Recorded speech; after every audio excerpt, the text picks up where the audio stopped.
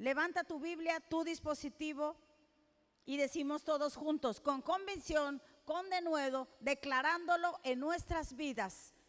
Esta es mi Biblia, la palabra de Dios. Yo soy lo que mi Biblia dice que soy. Yo tengo lo que mi Biblia dice que tengo. Y yo puedo hacer todo lo que mi Biblia dice que puedo hacer. Hoy la leeré, la escucharé, la obedeceré. Y la semilla incorruptible que nunca cambia, de la palabra de Dios, penetrará en mi corazón, en mi espíritu, y producirá fruto que transformará mi vida, mi espíritu, mi alma, mi cuerpo, mis finanzas, mi familia y mi iglesia y mi ciudad para siempre. Nunca más seremos los mismos. Nunca, nunca, nunca. Si traes síntomas, si estás enfermo, nunca más serás las mismas. Si hay escasez, nunca más serán los mismos. Nunca tendremos ese problema. Así está escrito y así lo creemos. Esa es la verdad absoluta, mi hermano, absoluta. Fuera de esa no es verdad lo demás. Bueno, nuestro tema se llama el regalo de la no condenación. A mí me gustan los regalos. ¿A ustedes también, sí o no? Sí, cómo no, cómo no. Imagínate un regalo, aunque tal vez me creas o no, hubo una persona que un día me dijo que no le gustaban los regalos. Es la única en el mundo, yo creo, que le dijo que no le gusta, que a ella le gustaba dar, pero que no le gustaba. La verdad es más bienaventurado dar que recibir, pero sí es bonito cuando te dan un regalo. La verdad es la sorpresa de abrirlo y ¿qué será?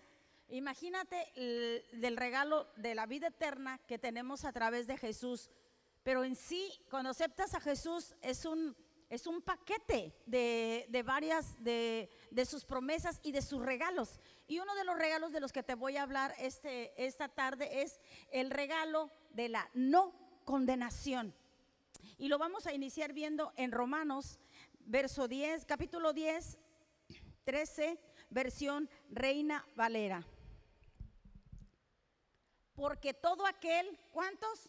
Todos, todo aquel, todo, la Biblia lo dice, que invocare el nombre del Señor, ¿será condenado o será salvo? ¿Estás conmigo? Dice que será ¿qué?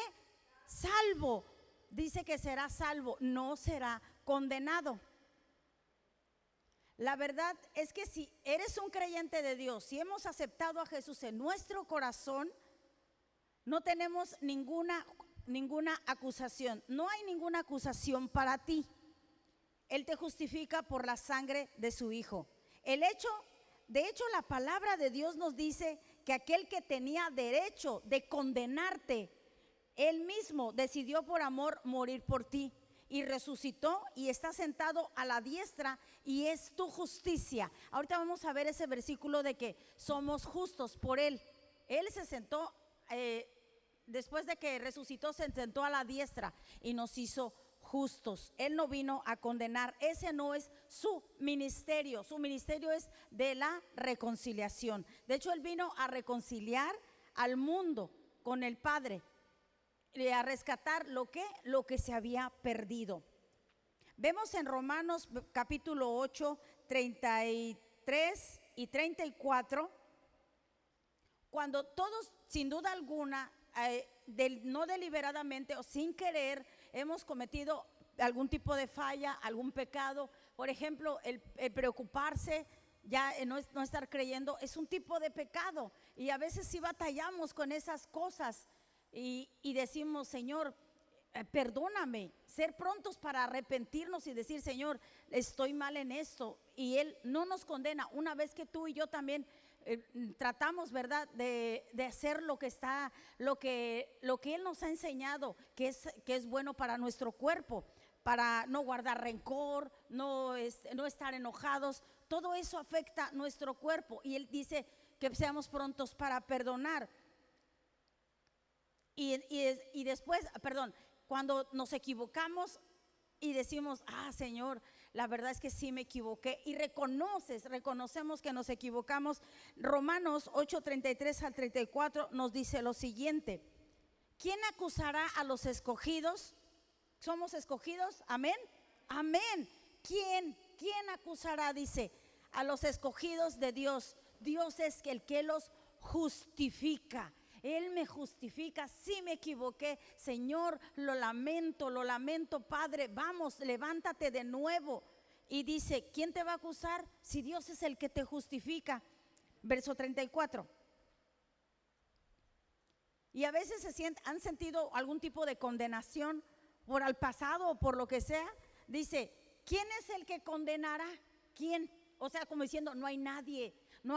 Dice, Cristo es el que murió, más aún el que también resucitó y que además está a la diestra de Dios, el que también intercede por nosotros. ¿Te has equivocado? Seguro que sí. ¿Hemos tenido fallas? Seguro que sí. Pero cuando dice la Biblia que un corazón contrito y humillado, Él no desprecia, y que tenemos un intercesor, Él intercede por ti y por mí. Él es el justo juez y Él es el abogado perfecto. Ante un tribunal así, tu caso está ganado. Amén. Amén, está ganado, porque dice el que también intercede. Padre, viste, ella hizo esto, hizo lo otro, Señor, pero por mi sangre, por el sacrificio que yo hice, Señor, Él está intercediendo por ti y por mí. Yo digo, gloria a Dios, gracias, Señor, por interceder. Podemos ver claramente que Dios ya no te condena. Todo lo que nos merecíamos por cada pecado cometido y que cometeremos fue cargado sobre Jesús, por todo pecado. La meta de Jesús durante su ministerio terrenal era demostrar gracia, y lo vamos a ver en Mateo, Marcos, Lucas, Juan. Nunca vemos que cuando Jesús se dirigía a alguien que estaba enfermo, poseído, que estaba ciego, nunca lo condenaba, nunca le decía, seguramente estás así por esto, por lo otro, y seguramente sí estaba así, porque la ley era dura. Nadie podía cumplirla. Por un mandamiento roto, los 10 mandamientos era como si los hubieras quebrantado todos. Entonces, en ninguno de los evangelios vemos que el Señor condenaba. Él vino a rescatar lo que se había perdido. No condenaba a las personas. Esa es la gracia. Cuando yo hable la palabra gracia, yo estoy diciendo que es Jesús. Jesús es la gracia es Jesús. La condena no es de Dios, la condena viene directamente del enemigo.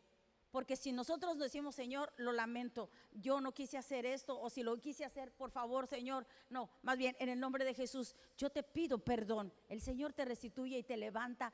En cuanto nosotros nos ponemos y te pones a cuentas con Él, la verdad es que hemos sido perdonados desde antes. Cada problema que enfrentamos, que nos causa una lucha, surge de la condena, surge de que te sientes mal.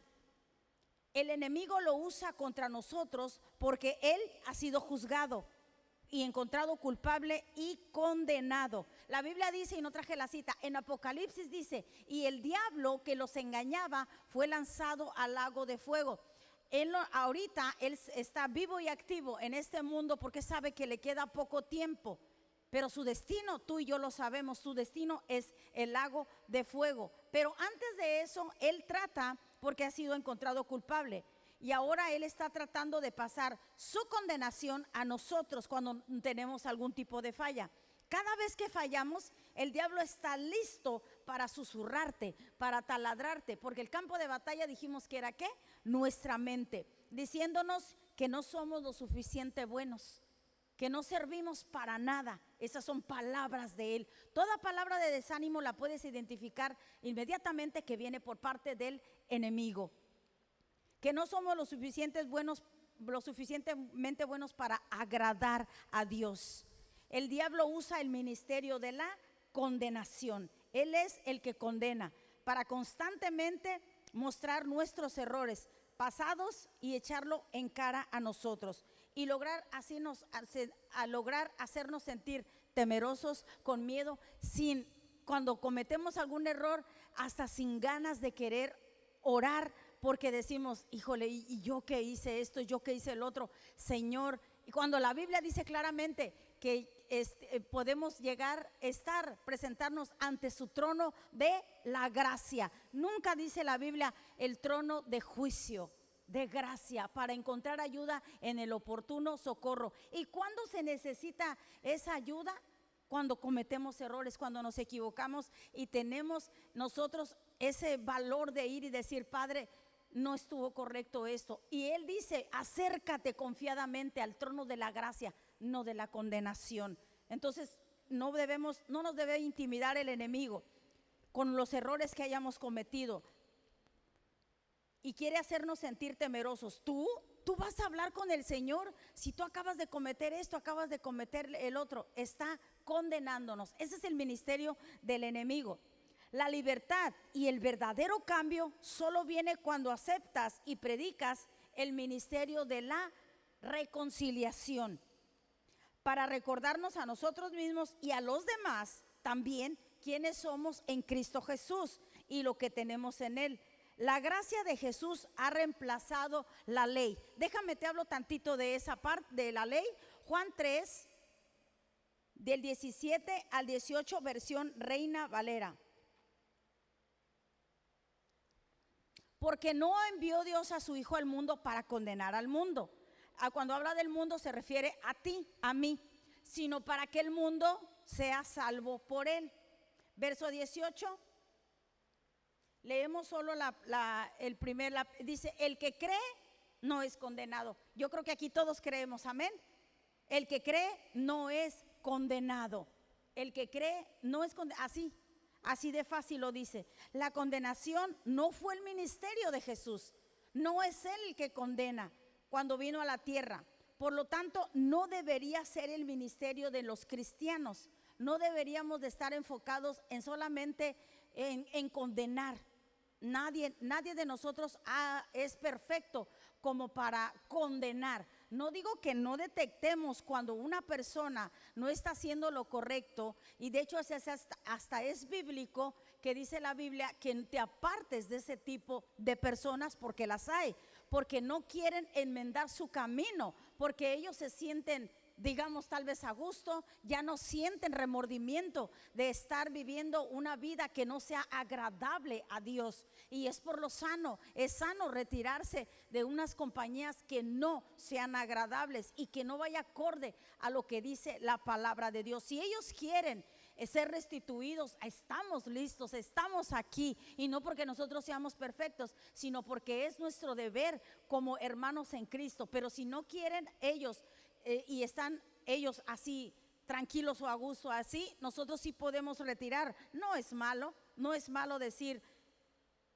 evitar. La Biblia dice, evita ese tipo de personas. La condenación vimos que no fue el ministerio de Jesús cuando vino a la tierra. Por lo tanto, tú y yo debemos de hacer lo mismo, no condenarlos.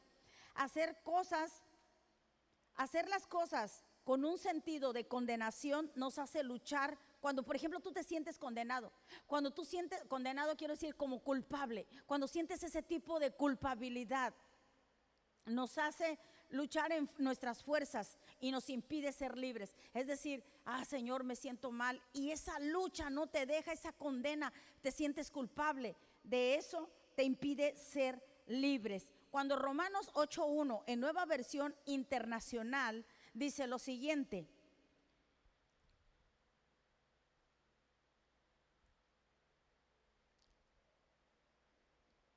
Romanos 8:1, el que cree en Él no es condenado, pero el que no cree ya ha sido condenado. Romanos 8:1. Es Juan. Estás en Juan. Nueva Versión Internacional dice, por lo tanto ya no hay ninguna condenación para los que están unidos. Esto es así, los que están unidos a Cristo Jesús. Y los que no están unidos, pues ya te puedes imaginar que no es lo mismo para ellos. Pero claramente este versículo dice, por lo tanto ya no hay ninguna condenación. Cuando el enemigo te quiere atrapar y te quiere hacer que te sientas mal, tenemos un abogado, y claramente dice, ya no hay ninguna condenación para los que están unidos a Cristo Jesús. No hay otra manera de vencer la condenación, solamente a través de Jesús. Lamentablemente, muchos creyentes, muchas personas todavía viven bajo el pesado yugo de la condenación. Pueden pasar años y sentir ese tipo de culpabilidad y de miedo. En esta semana hubo un joven que yo quiero mucho que se acercó a mí y me dijo que se sentía culpable, que estaba pasando una situación y me dijo, me siento culpable porque hace 2 años yo actué de esta manera. No era tan fuerte ni tan grande como este joven se sentía. Y yo lo escuché y yo estaba haciendo el tema de la no condenación y le dije, ¿sabes una cosa? Le dije, es que eso ya pasó, hace 2 años que pasó, sé libre de eso, no cargues con eso. Eso que tú cargas, eso que está pesado, te roba el gozo, te roba la paz. Y sus lágrimas tenían, y sus ojos tenían lágrimas. Y me decía, es que yo me siento culpable, es que por esto, y no era la gran cosa, obvio no puedo decirlo, pero era una cosa que si yo te dijera, tú dirías, ay no era para tanto, obvio no, pero el ministerio de la condenación es por parte del enemigo. Lo hace ver inmenso, lo hace ver grande, y tú que rezongas o que te enojas o qué sé yo, no digo que esté bien, pero entonces vemos que el ministerio de la condenación viene por parte del enemigo. Y sabes que muchos siguen escuchando la proclamación del pacto mosaico. Mosaico se refiere a Moisés y se someten a los 10 mandamientos. Hay lugares o hay personas que dicen, no, es que hay que seguir los 10 mandamientos. Ok, claramente la Biblia dice, sí, los 10, pero los 10, la ley era así de cruel y de dura. Tenías que seguir los 10, pero si tú fallabas en uno, antes en la ley, fallabas en todos. Tenías que ser perfecta perfecto para guardar los 10 mandamientos. Nadie pudo hacerlo. Segunda de Corintios, verso 3, del 7 al 9. Vamos a ver cómo el apóstol Pablo describe los 10 mandamientos. Estamos hablando ya de Pablo en el Nuevo Testamento. ¿Cómo se refiere cuando estaba vigente los 10 mandamientos? De hecho, siguen estando vigentes de tal manera de que se resume de que cuando amarás al Señor tu Dios y a ti y a tu prójimo como a ti mismo, en eso se resume la ley. Porque si tú amas a tu prójimo, tú no le vas a robar, tú no le vas a levantar falso testimonio, no desearás la mujer de él. Todo se resume en eso. Entonces vamos a verlo de la siguiente manera. ¿Cómo nos lo explica Pablo? ¿Cómo nos lo dice el apóstol Pablo? Dice, y si el ministerio de muerte, la ley era muerte. Cuando alguien pecaba, moría el padre, moría la esposa, morían los criados, morían hasta los animales. Esa era la ley cuando estaba Moisés, los 10 mandamientos. Y lo dice, si el ministerio de muerte grabado con letras de piedra, ¿cuáles son esas? Pues los 10 mandamientos fueron grabados en letras de piedra. Dice, en ese entonces fue con gloria. Dios no se equivoca. Era perfecta la ley, Dios es perfecto, no se equivocó al dar los 10 mandamientos, pero nadie podía cumplirlos. Dice, si el ministerio de muerte, que se refiere a los 10 mandamientos con letras, fue con gloria, tanto que los hijos de Israel no pudieron fijar la vista en el rostro de Moisés a causa de la gloria de su rostro, la cual había de perecer. Verso 8, si antes el ministerio de la ley fue con gloria, dice, ¿cómo no será más bien con gloria el ministerio ahora del Espíritu? Si antes fue glorioso cuando la ley, ahora con más razón. Verso 9, porque si el ministerio de condenación, hablando de la ley de Moisés, fue con gloria, mucho más abundante en gloria el ministerio de la justificación. ¿Alguien me entiende? ¿Me explico? Amén. Gloria a Dios. Si la ley era gloriosa en su momento, ¿cuánto más ahora que somos justificados por Cristo, por su gracia? Amén.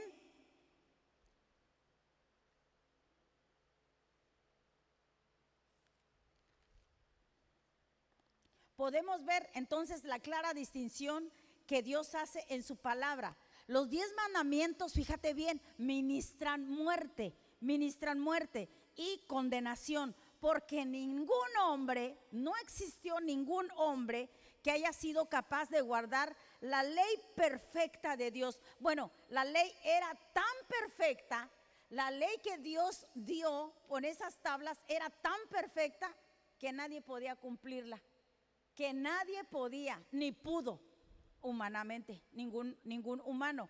Era perfecta, nadie podía guardarla. El incumplimiento de la ley en cualquier momento, cuando cometías y fallabas con uno de esos mandamientos, te ponía bajo maldición. Y nosotros ya no estamos bajo maldición, amén. Ya no estamos bajo maldición. En ese entonces te ponía bajo su maldición, te condenaba y te ponía una sentencia de muerte sobre tu cabeza, sobre toda tu familia.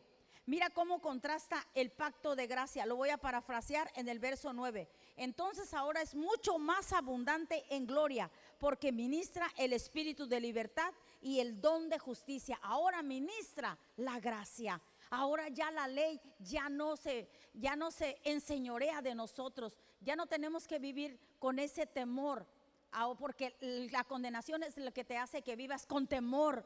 Y si me pasa esto, ay, me equivoqué, ¿será que el Señor me está castigando? No lo es, no es así. El Señor vino a redimirnos y no a condenarnos.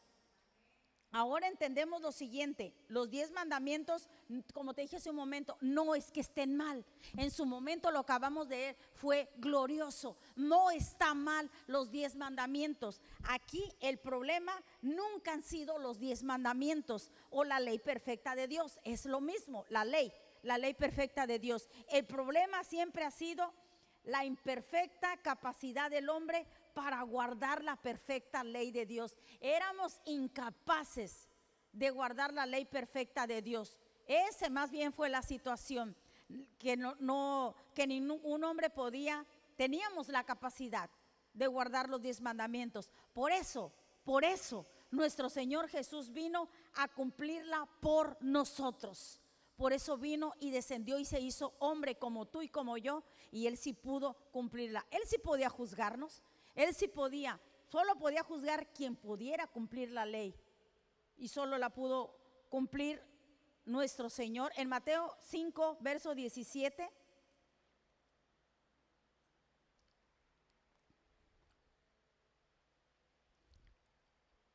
No penséis que he venido para abrogar la ley o los profetas, no he venido para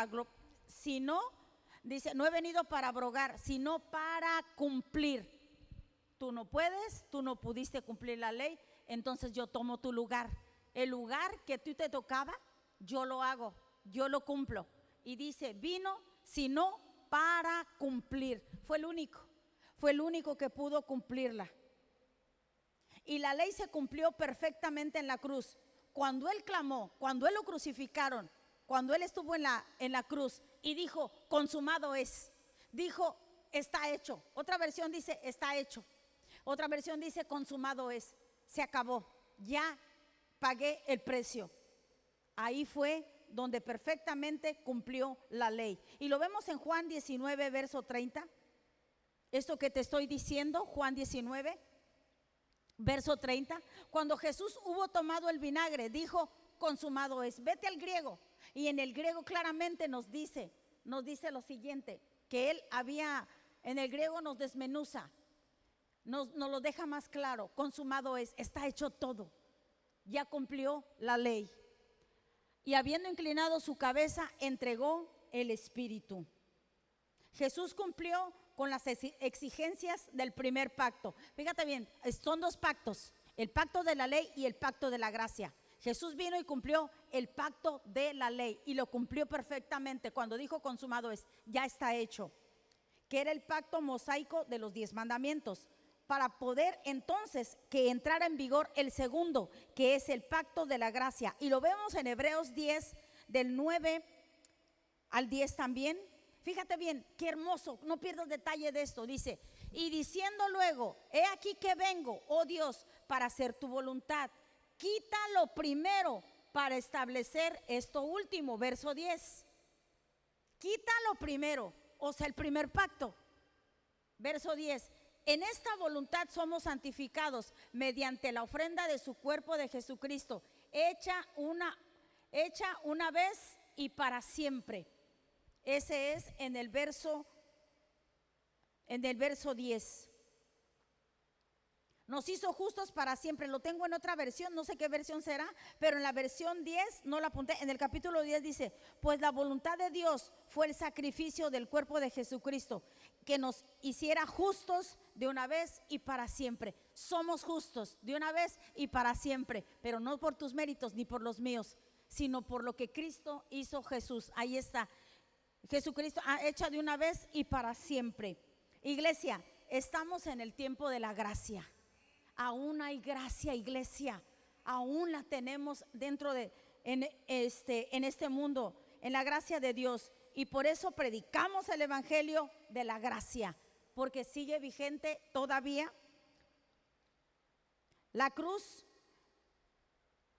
hizo la total diferencia. En la mañana les decía que escuché las noticias, 40 iglesias en Haití, creo que en Haití, 40 iglesias fueron cerradas por gente de la maña, eso fue lo que se dijo, gente que de vandalismo y que está coludida con las autoridades y que no permiten que el evangelio sea predicado. La iglesia Rema seguirá abierta mientras Dios lo permita. Las invitaciones para que asistan estarán a los 3 servicios. Pero la verdad, las iglesias, no sé cuánto se tarde para que ya se tenga acceso a escuchar la palabra de Dios. 40 iglesias cerradas en ese lugar. La Biblia habla, y tú lo sabes, del arrebatamiento. La Biblia habla, y a lo que yo me refiero es que cuando la iglesia sea arrebatada, que esto ya puede ser en cualquier momento, la iglesia será arrebatada. ¿Sabes tú, sí sabías tú, que cuando la iglesia sea arrebatada, la gracia y el Espíritu Santo no estarán en la tierra? El Espíritu Santo se irá junto con los que seamos arrebatados y no habrá gracia. Y yo te digo algo que yo pienso y platico con mis amigas de la iglesia y decimos: Dios mío, a veces pasamos por situaciones difíciles, tristes, duras. Hay momentos, no siempre, pero las pasamos, y yo creo que todos no estamos exceptos de algunas situaciones adversas. Y con el Espíritu Santo dentro de nosotros, yo a veces estoy, Señor, clamando al Señor, y puedo percibir, y sé que tú también lo has hecho, cómo el Espíritu Santo te abraza, te da palabra, te consuela, te limpia las lágrimas y dices: vamos, dicen los americanos, next, lo que sigue, y te llenas es el Espíritu Santo que te dice: estoy contigo, te consuela, te abraza. Pero cuando sea el arrebatamiento, ya no estará Él. ¿Te imaginas lo desolador que va a ser ese momento? Ya no tendrás ya no habrá gracia. Se habrá ido la gracia, se habrá ido también la presencia del Espíritu Santo. ¿Por qué no aprovechar este tiempo que todavía está aquí con nosotros? ¿Alguien puede decir amén? Que puedes clamar a Él y que te consuela. Por eso la Biblia dice que Jesús les dijo a sus discípulos: les conviene que yo me vaya, porque mandaré a otro igual que yo, al Consolador. No los dejaré huérfanos, dice. Pero eso sí, iglesia, si a veces la pasamos no tan bien, pero nos volvemos a levantar porque Él está aquí, imagínate cuando ya no esté Él entre nosotros. La Biblia dice que es una tribulación que no ha habido ni habrá.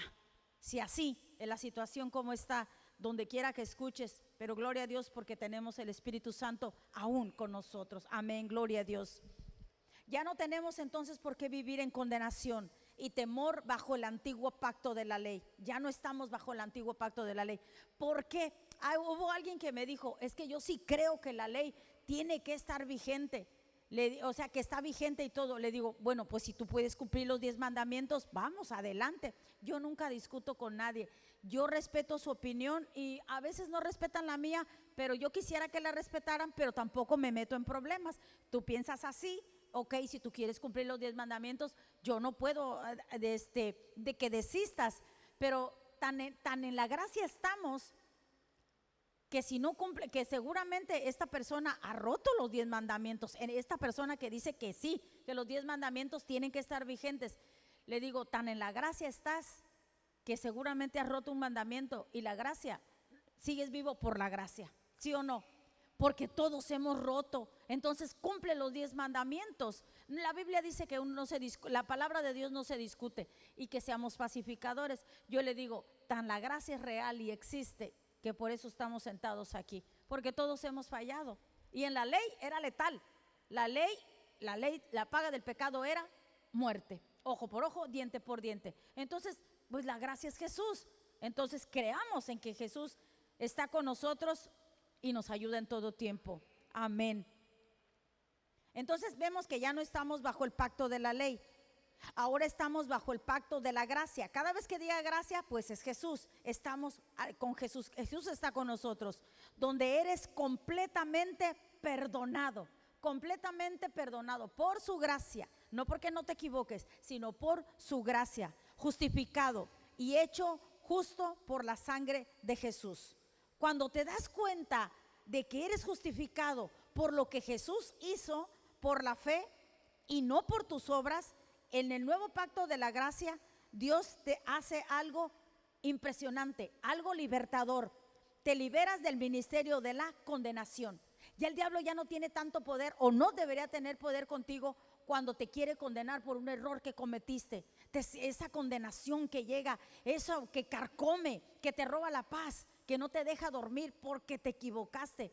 No, ya no esa condenación.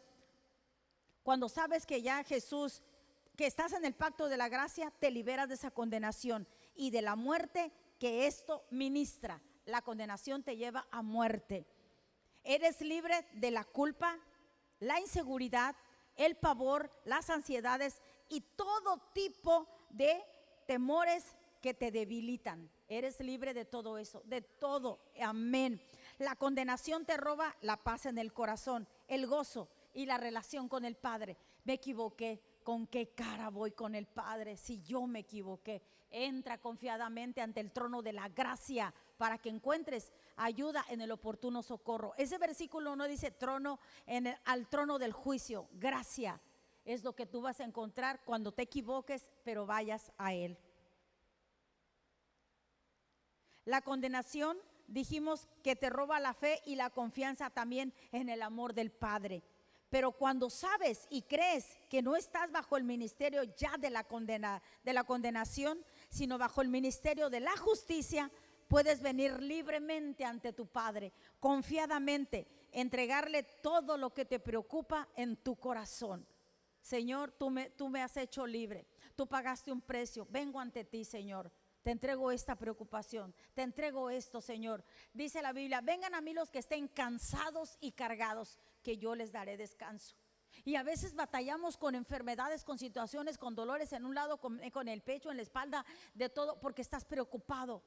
Cuando Él dice, ven a mí, estás cansado y cargado, ven a mí y entrégame esa carga, que tu cuerpo no fue para que esté enfermo. Y a veces algunos, no digo que todos, podemos enfermar de la preocupación de cosas, cuando ese versículo hermoso, placentero, glorioso que dice, vengan a mí los que estén cansados. Señor, estoy cansada de esta situación. Bueno, ven a mí, dice el Señor, y entrégamela.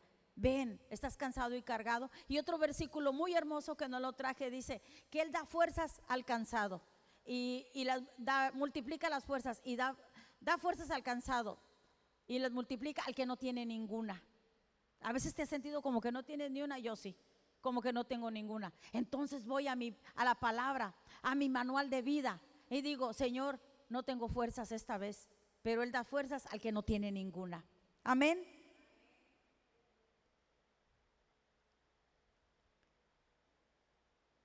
Ya no estás bajo el ministerio de la condenación, sino bajo el ministerio de la justicia.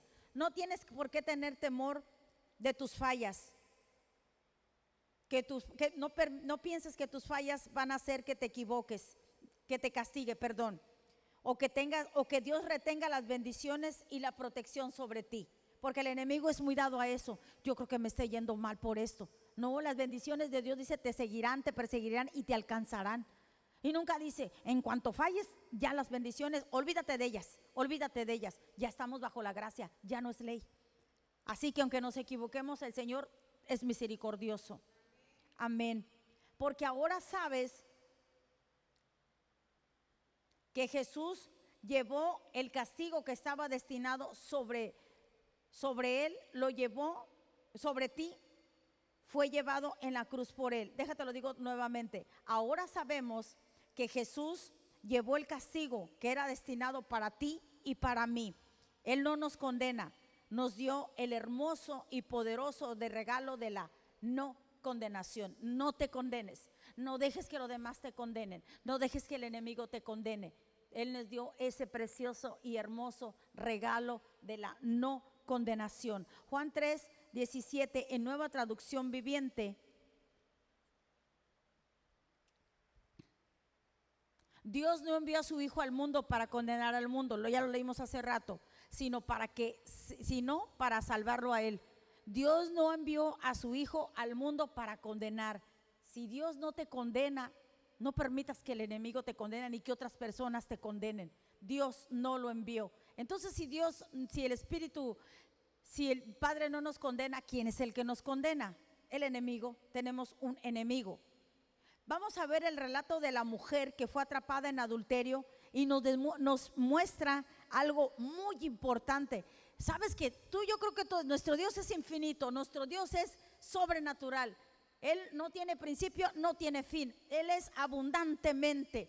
Y de un versículo, de un capítulo, de una historia de la Biblia se le puede sacar mucho jugo, diferentes ilustraciones. Y hoy quiero presentarte una ilustración sacado de la palabra de Dios, obviamente, pero como lo importante y lo hermoso de este pasaje. Vamos a ver en Juan 8:3, y ahí está, ahí puse el 8:3, luego nos pasamos al 4, luego al 5, al 7, y ahí lo tenemos. Vamos, fíjate lo hermoso de lo que Dios hace. Y yo sé que te sabes esta historia, pero vamos a verle el sentido de la no condenación. Dice, mientras hablaba, o sea Jesús, los maestros de la ley religiosa, los religiosos son los que condenan. Aquí claramente dice, mientras hablaba, los maestros de la ley religiosa y los fariseos le llevaron a una mujer que había sido sorprendida en el acto de adulterio.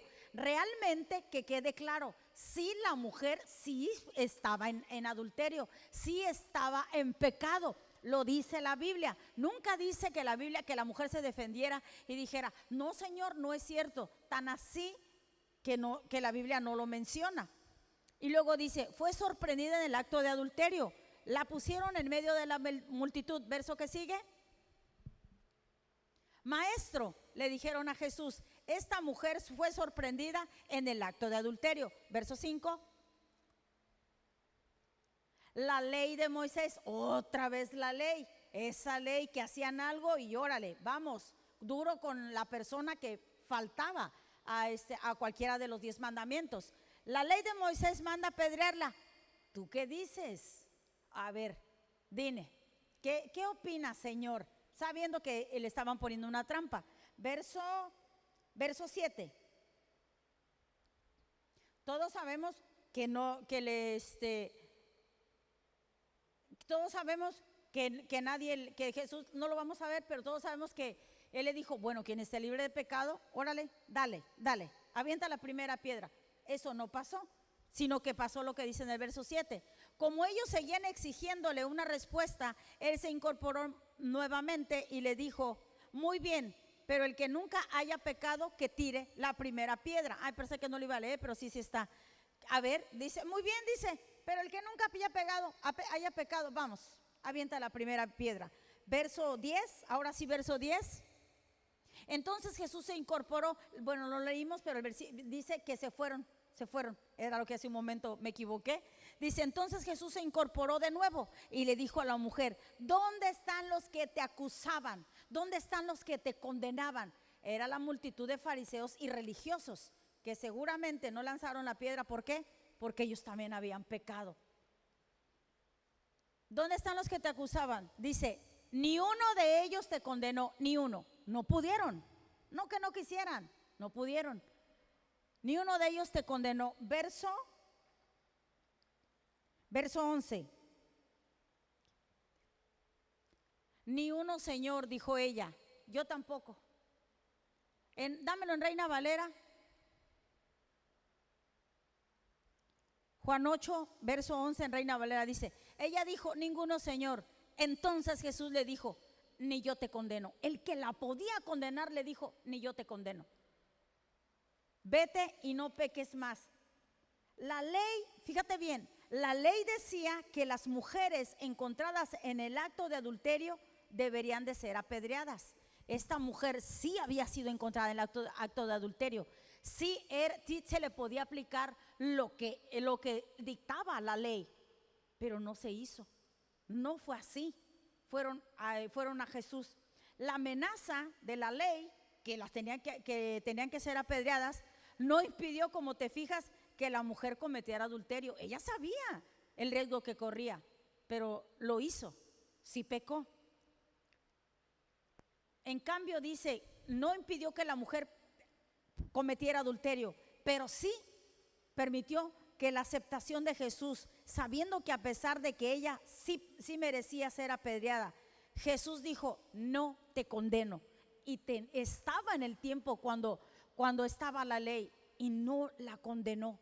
Ahorita te voy a explicar el orden. No la condenó. Eso le dio el poder para ir y no pecar más.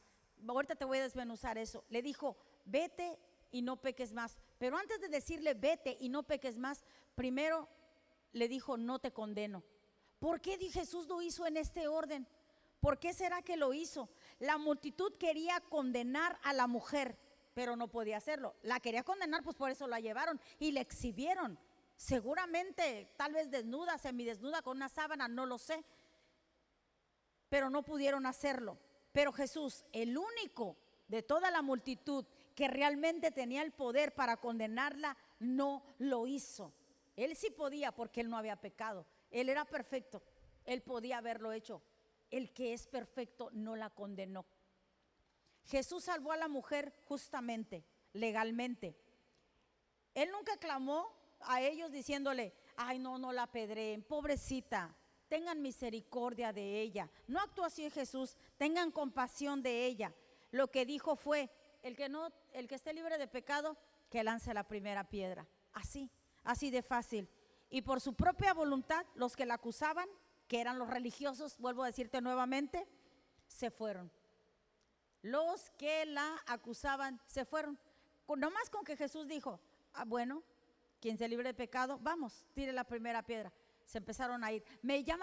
Si tú lees la historia, me llama la atención que dice que se empezaron a ir los más viejos, los que tenían más edad, como que tenían su currículum algo grande, ¿no? Porque empezó a irse los más viejos, los que tenían más tiempo y tal vez más pecados. Quiero que notes algo, quiero que notes el orden de las cosas, cómo Jesús le habló a esta mujer. ¿Por qué Jesús? Nota que Jesús no le preguntó a la mujer cuando la traen y le dicen, hemos encontrado a esta mujer en el acto de adulterio y dice la ley que la apedree. ¿Tú qué dices? Y es que según la ley sí se tenía que haber hecho eso. Y Jesús no la condenó. ¿Sabes lo que? No le dijo, mujer, pero ¿por qué pecaste? ¿Que tú no sabes que a las que pecan de adulterio terminan apedreadas? ¿Cómo le hago para salvarte si la ley dice que sí, pues es cierto? Nunca le recriminó el pecado que sí estaba cometiendo. Nunca. No le dijo eso. No le dijo, pues a ver cómo sales de esta. Porque la ley de Moisés es muy clara, mujer. No sé cómo le vas a hacer. No le recriminó. No le dijo. ¿Por qué? ¿Por qué, iglesia? ¿Por qué no le dijo? Porque él no vino a condenar. Aunque estaba en pecado, no la condenó. No, Jesús no le dijo eso. Lo que Jesús le dijo, ¿quién te condena? Nadie te ha condenado, yo tampoco te condeno. No le sacó su pecado, no le dijo, pero es que has hecho esto y lo otro, y a ver cómo le haces. No se enfocó. Fíjate el orden es a lo que me refiero. Jesús se aseguró de que ella, primeramente, antes de decirle que no pecara más, primeramente se aseguró que esta mujer se fuera sin sentir ningún tipo de condenación, que era perdonada y que no tuviera tampoco vergüenza, que no tuviera pena. Iglesia, no cambiemos el orden de Dios. Fíjate cómo el orden para que usó Jesús con esta mujer. Espero estarme dando a entender. Cuando Dios dice algo, a que algo viene primero, debe de venir primero. Dios dice primero, no hay condenación. Eso es lo que dijo primero. Y luego después le dijo, vete y no peques más. Nunca le dijo, deja de estar pecando, ándale pues vete y ya no te condeno. No fue el orden. Primero la hizo sentir que no la hizo sentir condenada. Tristemente los cristianos, la religión, las prácticas de ahora lo hacen al revés. Muchas veces decimos, vete y no peques más, y entonces no te vamos a condenar. Lo hacemos al revés. Deja de estar pecando para que no te condenemos. Nosotros, en la iglesia se hace así, en más de una se hace así. O sea, en otras palabras, deja de pecar. Si no quieres que te juzguemos, pues deja de pecar.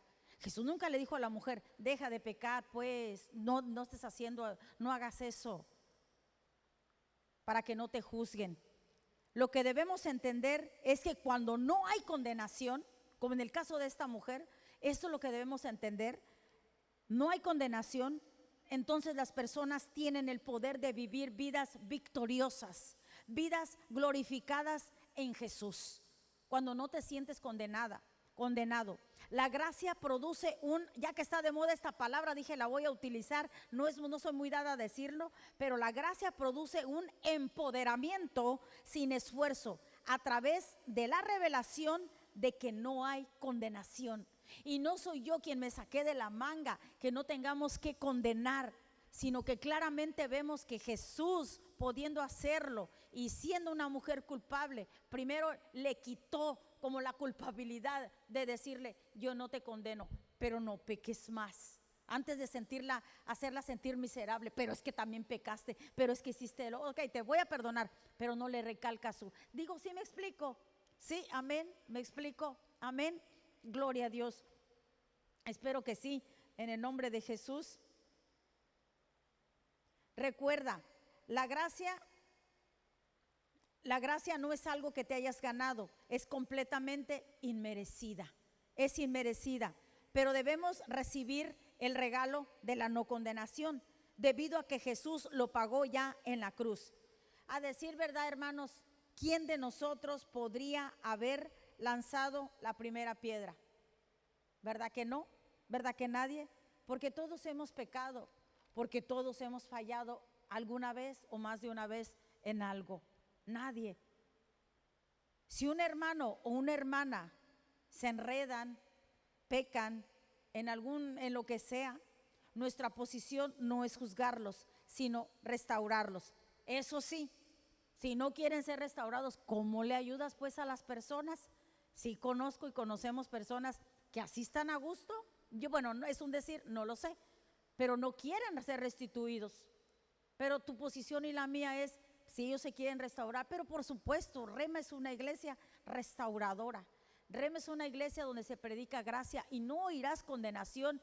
Hagas lo que hagas y tú quieres ser restituido, aquí habrá un lugar para que se te pueda restituir y no condenar. Si Jesús, que era perfecto, no condenó, yo tampoco, ni los que estamos aquí condenamos. Si alguien conoces o viene a ti diciendo, necesito ayuda, hice esto, levántalo. Hay soldados, habemos soldados en este mundo, de estos soldados, somos soldados de Dios, que podemos fallar, que estemos listos, pero que ellos quieran ser restaurados, porque cuando están felices o que están a gusto en el pecado, pues no, ni caso tiene, de verdad que no le puedes ayudar a alguien. Decía mi esposo algo, ni Dios puede hacer nada si la persona no quiere, porque para eso nos dio libre albedrío. Nuestra posición no es juzgarlos, como dije, sino restaurarlos. Otra vez, si ellos reconocen y quieren. Les podemos señalar el perdón y el regalo de la no condenación que se encuentran en Cristo Jesús. La única persona que no tiene pecado y que podía haber aplicado un castigo sobre la mujer fue Jesús, pero no lo hizo. Su corazón se revela en su gracia y su perdón. La verdad es que los fariseos, tú sabes, lo que te voy a decir, tú lo sabes, los fariseos querían apedrearla, tan así querían apedrearla, pero no pudieron, porque nadie pudo lanzar la primera piedra. Ok, dijo el Señor, ok, dijo, muy en inglés, le dijo, va, órale, pero nadie pudo apedrearla. Ellos querían, pero no podían. ¿Por qué? Pues porque también tenían pecado, solo porque no los habían encontrado tal vez como a la mujer. Nadie lanzó la primera piedra. En cambio, Jesús sí hubiera podido, porque él sí no tenía pecado. Pero ¿sabes qué? Tú y yo lo sabemos, no lo hizo. Él te dice hoy, ni yo te condeno, vete y no peques más. Él nos sigue diciendo el día de hoy, no te condeno, pero sí, vete y no peques más. La gracia no es licencia para pecar de ninguna manera. No es para pecar deliberadamente.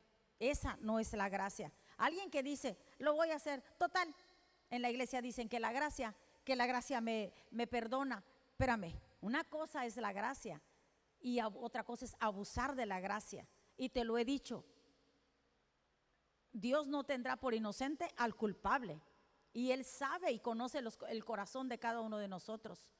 Y la gracia no es para que digas, bueno, entonces vamos, que al cabo que la gracia me perdona. Entonces ya no estás bajo la gracia cuando haces cuando piensas y actúas así. Él te da el regalo y nos da el regalo de la no condenación, para que tengas la fuerza de ir y no pecar más. No te condena y eso te da fuerzas para entonces no pecar más. Hermanos, este fue nuestro tema. De verdad yo espero en el nombre de Jesús que haya hecho rema en tu corazón. Rema quiere decir la palabra de Dios hecha en tu corazón. Puedes darle un aplauso a nuestro Señor y darle gloria y alabanza. Puedes ponerte de pie, mi amada iglesia, mi muy amada iglesia Rema, tanto virtual como presencial. Dios me los bendiga grandemente. ¿Qué te parece si cierras tus ojos? Si tú has sentido algún tipo de culpabilidad, algún tipo de condenación, que es el enemigo quien te lo está poniendo, o contra alguna persona, algo que tengas guardado, no tiene caso de ninguna manera que tú cargues con algo que no es adecuado y que dañes tu cuerpo. Hay algo como este joven que se acercó a mí, que tenía 2 años, que había pasado y que él pensaba y se sentía culpable. Ya no hay ninguna condenación para los que estamos unidos a Cristo Jesús. Puedes hablar con Dios, puedes decirle, yo soy libre, yo no quiero ningún tipo de condenación, Señor, y que yo tampoco tenga condenación para con ninguna otra persona. Que cuando me busque una persona para ser restaurada, yo pueda decirle que el Señor lo perdona, que Jesús no lo condena y que eso le da fuerza para ir y no pecar más. Gracias, Señor Jesús. Gracias, precioso Espíritu Santo, por tu verdad absoluta, por lo que nos has enseñado en esta maravillosa tarde, Señor. Muchas gracias, Señor, por dirigirnos. Tu palabra dice que los que somos tus hijos somos guiados por el Espíritu Santo.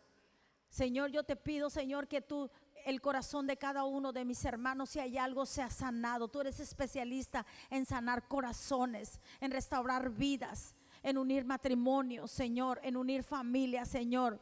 Tú no juzgas, Padre, tú viniste a rescatar lo que se había perdido, Señor. Gracias, Espíritu de Dios. Gracias por tu dulce y amorosa presencia en este lugar y en la vida de cada uno de mis hermanos. Gloria a Dios, mi hermano. Muchas gracias, gracias, gracias. Tú, si quieres continuar hablando con el Padre está listo. No te juzga, no te juzga. Es el más justo juez y Él no es un juez injusto, Él es justo. Y tenemos un abogado. No puedes perder ese caso, no lo puedes perder. Amén. Puedes tomar tu lugar. Vamos a orar por las ofrendas este día de hoy.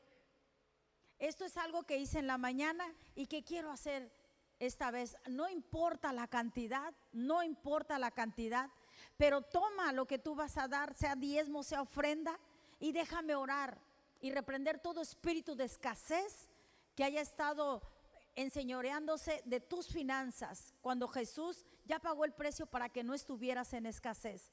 Señor Jesús, yo te doy gracias, Padre, por la siembra de mis hermanos, Señor, en Rema, tierra fértil, Padre. Padre, ellos siembran, ellos diezman, ellos ofrendan, Señor, para seguir extendiendo el reino. Oro por Rema, los que estamos aquí presentes y los que nos miran virtualmente, que sostienen esta obra, Señor. Que Padre, yo sé que tú regresas multiplicado al 100 por 1, Señor, tal como está escrito, Dios. Multiplica, Señor. Literalmente abre las ventanas de los cielos, como lo dice tu palabra, Señor, hasta que sobre y abunde, Padre. Gracias, Señor, porque siembran en un lugar, Padre, que nació en tu corazón, Señor. Reprendemos, Señor, todo espíritu de escasez de la vida de mis hermanos, Señor. Muchas gracias por tu fidelidad. En el precioso nombre de Jesús, nuestro Señor y Salvador, que se arrodilla todo espíritu de escasez en el nombre de Jesús. Amén y amén. Amén. Bueno, pues mientras recogen la ofrenda, déjame te comparto. Todos sabemos que tenemos servicio los miércoles. Te sigo invitando mientras sigamos con las puertas abiertas en nuestras iglesias. La invitación está presente, latente y vigente. Recuerda, tenemos oración, hay acuerdo, hay poder en el acuerdo de la oración. Llegará un momento en que ya no te tenga que invitar, pero mientras estemos aquí, estás invitado. Haz un espacio, ven con nosotros. Si tienes también servir en algún ministerio, ven conmigo. Está el ministerio de los niños, están personas aprendiendo también teclado. Vamos con todo, ¿no? Nada nos va a detener, nada. Si Dios con nosotros, ¿quién contra nosotros? Entonces recuerda, miércoles 6 de la tarde tenemos oración y después tenemos nuestro servicio. Domingo 10 de la mañana y 6 de la tarde, como el día de hoy. ¿Qué te parece si terminamos nuestro servicio y nos ponemos de pie? Y levanta tus manos si así lo deseas, y con todo tu corazón decimos: que la bendición de nuestro Dios Padre, Hijo y Espíritu Santo sea sobre cada uno de nosotros. Que todo nuestro ser, espíritu y alma permanezca irreprensible hasta la venida de nuestro Señor Jesús. Que a partir de ahora y hasta que el Señor venga, nos encuentre a ti viviendo el ministerio de la reconciliación y renunciando a todo tipo de condenación y aceptando el regalo inmerecido de nuestro Señor Jesús de la no condenación. Y todo lo que lo creemos decimos amén y amén. Dios te bendiga, iglesia. Dale un aplauso a tu Creador.